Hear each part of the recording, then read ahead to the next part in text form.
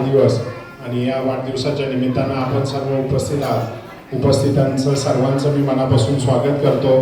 मी माझ्या जगताप कुटुंबियांच्या वतीनं, समस्त पिंपरी चिंचवडकरांच्या वतीनं मी पृथ्वीराजला मनापासून खूप खूप शुभेच्छा व्यक्त करतो.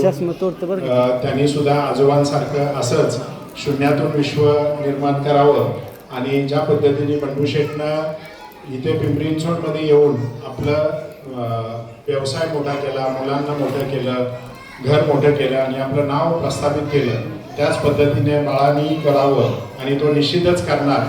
कारण बंडू शेठचंच गुण आणि सर्व त्यांनी केलेलं कार्य हे तो पुढे जपत राहील. मुलगाही त्याच पद्धतीने करतोय. असेच सदिच्छा आणि शुभेच्छा या छोट्याशा बाळाला देतो आणि नक्कीच ज्या पद्धतीने आता पाहतो कसा पाहतोय त्याला कळलंय की आम्ही त्याच्याबद्दलच बोलतोय. तो सगळ्या तर बंडू शेठ असेल, त्यांची पूर्ण फॅमिली असेल, त्यांनाही मी मनापासून सदिच्छा आणि शुभेच्छा देतो. समाजासाठी आणि आपल्या परिसरासाठी बंडू शेठ खूप काही काम करतात.